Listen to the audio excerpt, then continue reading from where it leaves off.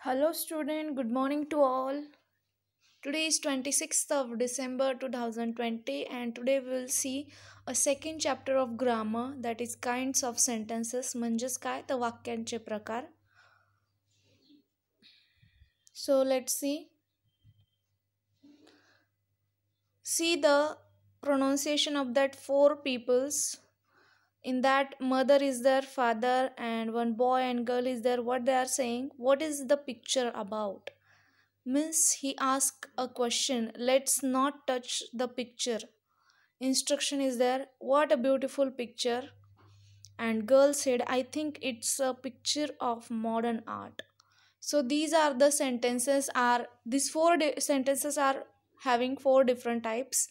So just see which parts are there or kinds are there of the sentences.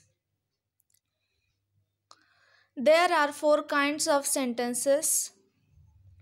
Four kinds of sentences are there. Number one, assertive, imperative, interrogative and exclamatory.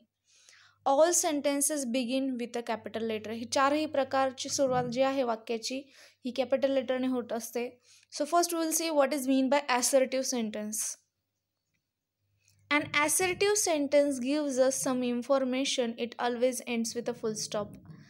Assertive sentence आहे ते आपल्याला काहीतरी माहिती सांगत असतं. जसं ती girl बोललेली आहे, I think it's a picture of modern art. तर त्या वाक्यामधनं आपल्याला त्या चित्राबद्दल माहिती मिळाली की हे काय आहे, मॉडर्न आर्ट आहे.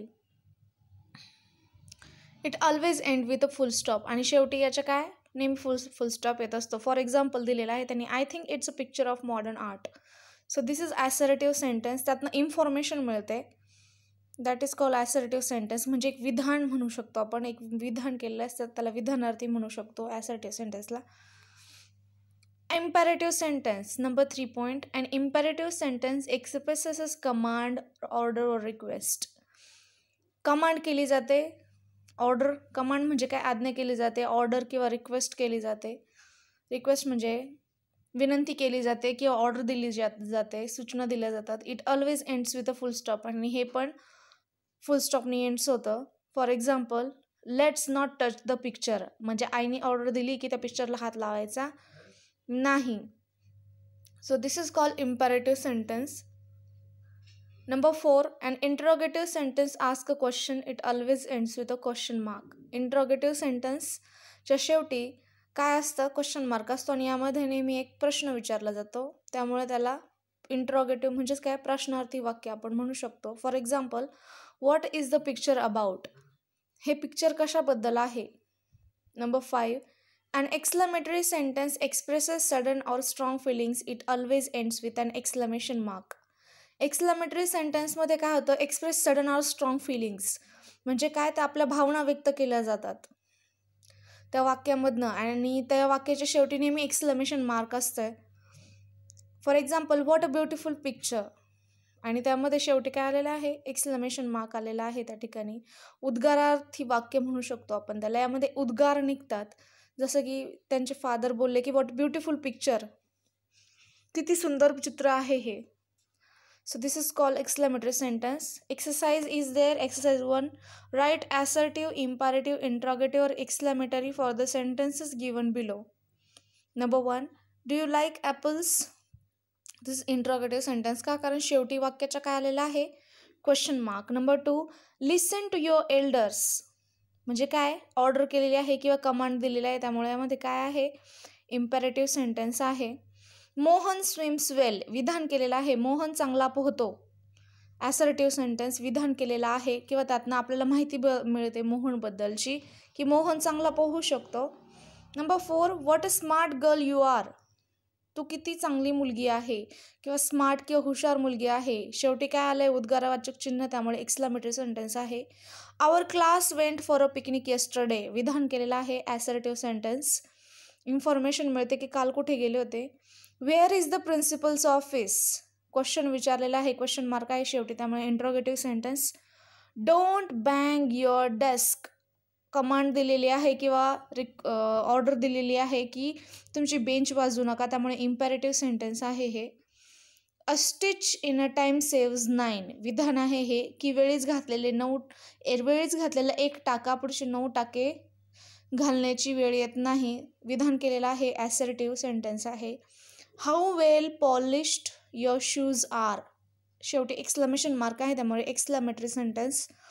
Polish your shoes well. तुमचे शूज चांगले पॉलिश करा. विधान केलेलं आहे, त्यामुळे इम्पेरेटिव्ह सेंटेन्स आहे. Want you polish your shoes. Question विचारलेला आहे, शेवटी क्वेश्चन मार्क पण आहे वाक्याच्या, त्यामुळे इंटरोगेटिव्ह सेंटेन्स.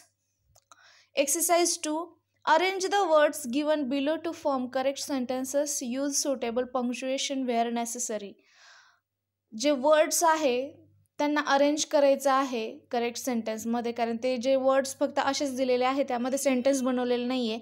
आणि ज्या ठिकाणी गरज आहे त्या ठिकाणी पंक्च्युएशन मार्क्स म्हणजेच काय, विरामचिन्हांचा वापर देखील आपल्याला करायचा आहे. त्यांनी फक्त वर्ड द्यायचे म्हणून दिलेले आहे, त्यामध्ये आपल्याला ते वाक्य तयार करायचं आहे त्यापासून. आणि जे विरामचिन्ह आहे, exclamation mark, question mark, full stop, inverted commas, single commas, double inverted commas, हे सगळं आपल्याला त्यामध्ये यूज करायचं आहे.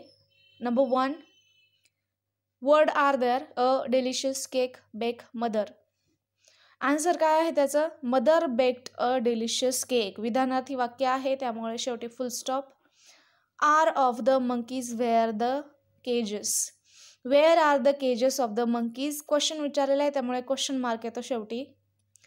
At once that noise stop. Stop that noise at once. विधान केलेलं आहे, रिक्वेस्ट केलेली आहे किंवा कमांड दिलेली आहे, फुल स्टॉप येतो, त्यामध्ये वेगळं काही असं विरामचिन्ह येत नाही. It a lonely day what is. What a lovely day it is. Lovely it is. What a lovely day it is. Exclamatory sentence येतं, त्यामुळे एक्सक्लेमेशन मार्क येतं शेवटी. In the lake there no jewel is. There is no jewel in the lake. विधान केलेलं आहे, assertive sentence आहे, त्यामुळे फुल stop येईल. Me let my homework complete. Let me complete my homework. हे पण काय आहे, विधान आहे, त्यामुळे फुल स्टॉप येतं त्या ठिकाणी. Exercise 3. Frame one sentence of the kind mentioned below each picture.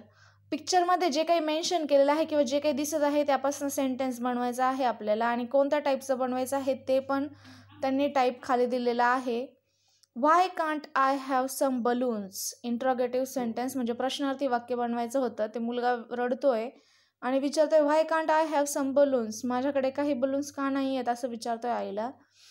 Second पिक्चरमध्ये टायगर आहे, मुलं टायगरला बघताना ॲसर्टिव्ह सेंटेन्स म्हणजेच काय, तर आपल्याला इन्फॉर्मेशन मिळेल अशा पद्धतीने वाक्य बनवायचं आहे. The tiger looks very fierce. Fierce म्हणजे काय, घाबरलेला दिसतोय टायगर. कसं दिसतोय, घाबरलेलं. कारण काय, पिंजऱ्यामध्ये तर आपण घाबरू शकतो ना, कारण व्यक्ती बघतात आपल्याकडे, खाण्याचे पण हाल असतात टायगर्सचे, त्यामुळे फियर्स म्हणजे घाबरलेलाच वाटत होता तो. नंबर 3 मध्ये रेनबो दिसतोय, 2 मुली आहेत आणि वाक्य बनवायचं आहे exclamatory. What a beautiful rainbow that is. Exclamatory sentence बनवला आणि एक्सक्लेमेशन मार्क पण दिलेला आहे शेवटी. नंबर 4. इंट्रोगेटिव्ह सेंटेन्स बनवायचा आहे, म्हणजे प्रश्नार्थी वाक्य बनवायचं आहे. एक आंधळी बाई आहे, लेडीज आहे, आणि ती रस्ता क्रॉस करत आहे. त्यावेळेस एक मुलगा तिच्याकडे येतो आणि विचारतो may I help you to cross the road. मी तुमची मदत करू शकतो का रोड क्रॉस करण्यासाठी. तर प्रश्न विचारलेला आहे आणि टाईप पण तोच दिलेला आहे, इंट्रोगेटिव्ह. म्हणजेच काय, तर तुम्हाला तुमचं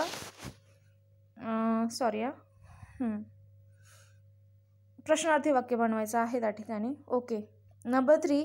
काही मुलं क्रिकेट खेळत आहेत, 2 जण ग्राउंडच्या बाहेरून क्रिकेट बघतात, 2 मुलं, आणि ॲसर्टिव्ह सेंटेन्स म्हणजे विधान करायचं आहे या ठिकाणी. Those players are playing very well. हे जे प्लेयर्स आहे हे खूप चांगलं खेळत आहे. यातनं इन्फॉर्मेशन अशी मिळाली की खूप चांगलं खेळत आहे. हे झालं ॲसर्टिव्ह सेंटेन्स. आणि लास्ट इम्पेरेटिव्ह सेंटेन्स बनवायचं आहे. पाहण्यामध्ये 2 मुलं उभे आहेत, म्हणजे एक मुलगा एक मुलगी उभी आहे, आणि मागे पण एक मुलगा एक मुलगी बसलेली आहे. Don't get your clothes wet. तुमचे कपडे ओले होणार नाही याची काळजी घ्या. इम्पेरेटिव्ह सेंटेन्स बनवायचा आहे. Don't get your clothes weight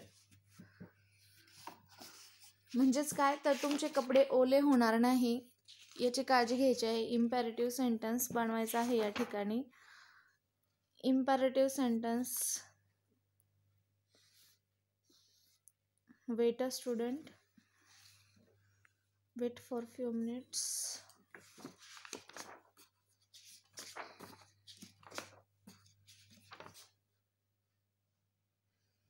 इम्पॅरेटिव्ह sentence आहे. इम्पॅरेटिव्ह सेंटेन्समध्ये काय असतं तर सेंटेन्स एक्सप्रेसेस कमांड, ऑर्डर दिलेली असते. म्हणजे मागणं त्यांचे मम्मी पप्पा बसलेले आहे बहुतेक ते, आणि ते त्यांना ऑर्डर देत आहेत की don't get your clothes wet, म्हणजे तुम्ही तुमचे कपडे ओले करू नका. So this is today's chapter and chapter is over here, so lecture also over. So what you have to do, you just write down exercises in your, if you have workbook you just write in your workbook, if you don't have workbook you just write in your notebooks. Okay, म्हणजे workbook असेल तर वर्कबुकमध्ये right करा, नसेल तर हे तिन्ही exercises तुम्ही नोटबुकमध्ये right करायचे आहेत. हा आहे आजचा homework. Okay, have a nice day, take care, bye.